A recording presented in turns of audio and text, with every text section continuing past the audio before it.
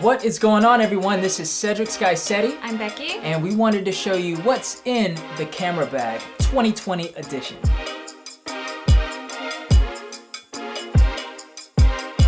We are a creative filmmaking couple here in Seoul, and we also do photography, and we're constantly going out on shoots, working with brands, clients, and obviously doing our own thing. So we thought it'd be interesting to show you guys just how we do it and some of the gear that we used. Right, so obviously there's a lot that goes into filmmaking and even photography. We're not going to talk about the creative processes and the production side or any of that.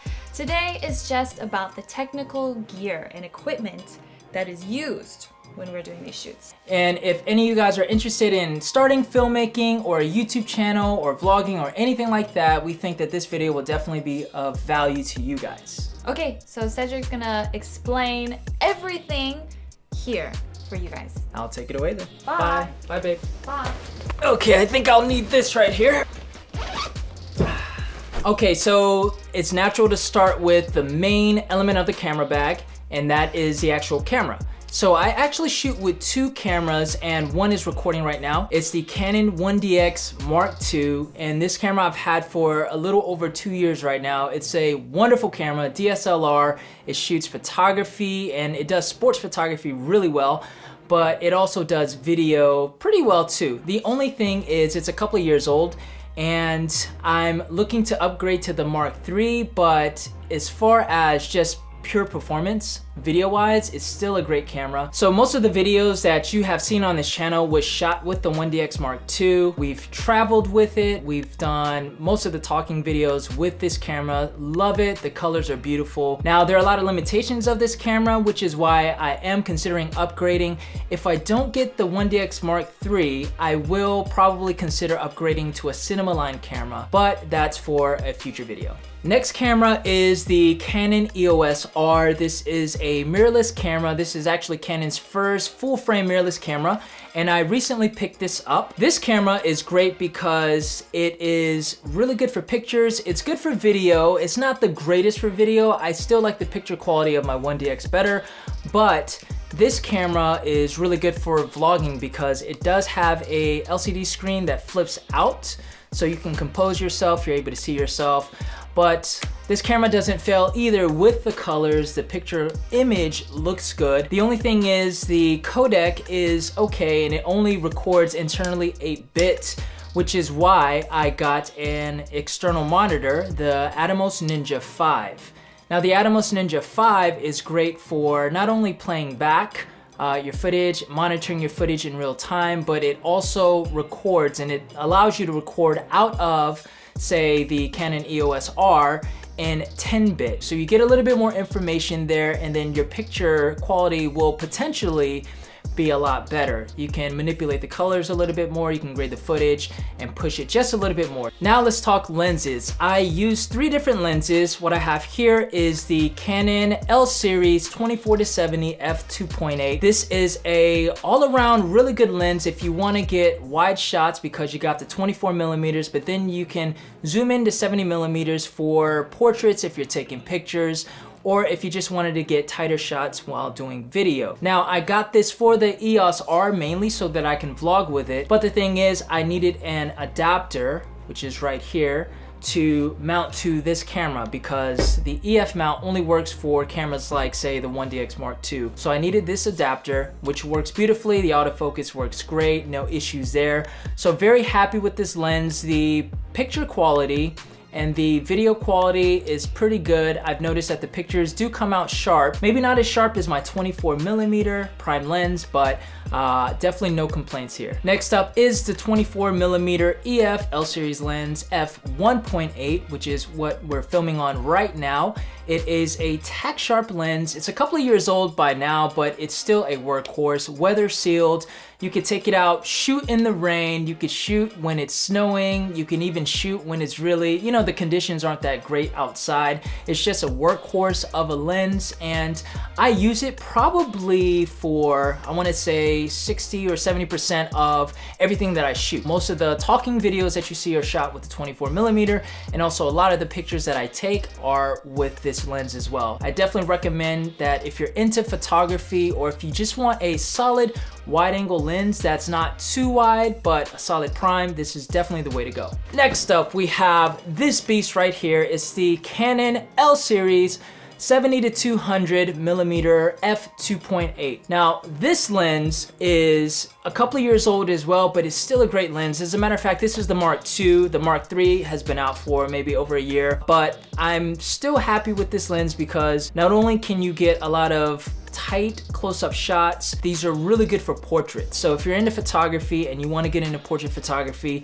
this is definitely a lens that you want to consider. I don't know how to explain it, just the image quality of it.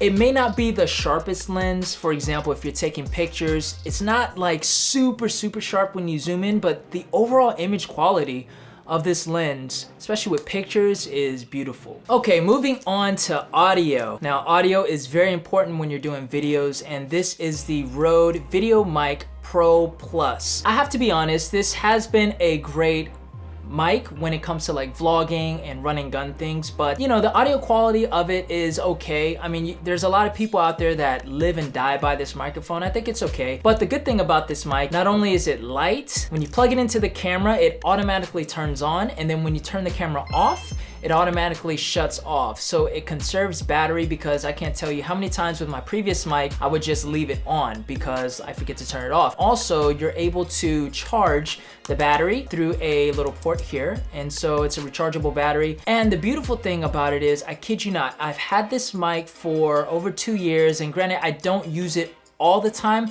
I've only had to charge it to full capacity twice, no lie. So this does last a very long time. Next up, I almost forgot about this little bad boy here. This is the Canon G7X Mark II, and this was actually my very first YouTube camera. I got this right when I started the channel. As a matter of fact, from the second video, I hope you guys don't go back and look at the old videos, but the second video is where I started to use this camera, and I used it for months until I actually upgraded to the 1DX Mark II. This camera is also great for very simple shoots, or if you're just a vlogger and you want to keep it very simple, this one is really good for you guys, because then you can just simply put it in auto mode, which is actually how I used to shoot with this, and just let the auto settings do its thing. And also the pictures are quite decent. You have the capability of shooting RAW in this camera just to have a little bit of edge on editing your pictures. Now, since I've gotten this camera, the Mark III has come out, which allows, I believe, 4K capability. This is only 1080. For those of you guys that want something really simple, flip out screen. I can't even flip this screen out because I have it held with tape right here. It's still a good camera,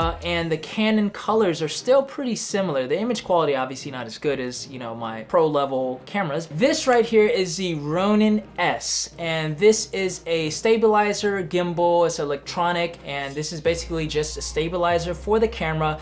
It helps you to get smooth shots and also nice little creative shots. You're able to do like very sporty type of shots with this gimbal because it does have a sport mode, and you're able to like run with the gimbal and create like very smooth footage. This has been a great gimbal, great tool to use. It is quite heavy, and put the 1DX Mark II on top of this, I mean, you're in for a workout during your shoot. Next up are some of my filters. These are by Tiffin, and these are variable ND filters. They're basically what everyone calls them. They're like sunglasses for your lenses. And so it helps you to control the amount of light that comes in to your lens, and that way you can control more your scene, your exposure, and you can keep your f-stop quite low even when you're shooting in super bright conditions. I love the Tiffin because it's definitely well built. What you can do is you take the ring and you can adjust the amount of light that comes in through just this ring. It just does it very smoothly, and if you're in the middle of shooting and you want to slightly adjust your exposure, you can do it in a way that is pretty subtle. I also have my Tiffin Black Pro Mist filters. Now, these filters are amazing. They're super subtle in what they do, and basically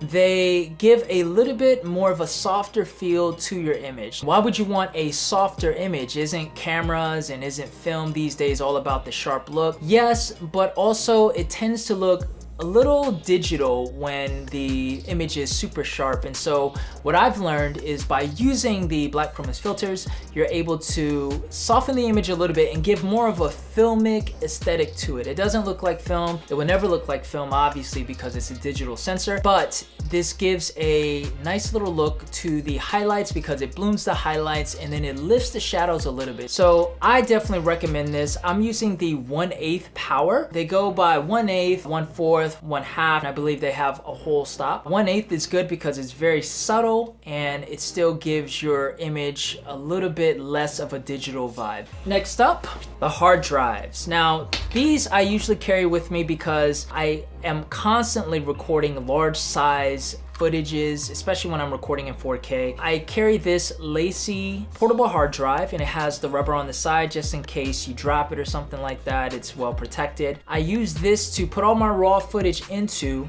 and then I also have this Samsung SSD T5 right here, and this is only 1 terabyte, but this is what I use to edit my footage off of. Now, my laptop is usually always with me. That way I can, go to a coffee shop or go somewhere else outside of the house and I can edit because all I need are these 2 hard drives. All right, so that's pretty much a glimpse into what's in my camera bag. This is what Becky and I use on our shoots. If you are interested in any of the items, I'll link them all in the description below. That way you can easily find them and purchase them if you like. We're excited to show you a lot of the BTS and behind the scenes of a lot of our shoots that we have coming up. It's really fun that you guys are part of the process, and if you have any questions about the gear that I mentioned or about the cameras or anything like that, just leave it in the comments below and I'll do my best to try to answer them. All right, remember to follow me on social media, follow Becky as well, and subscribe to this channel. Make sure you hit that like button, and we'll see you in the next video.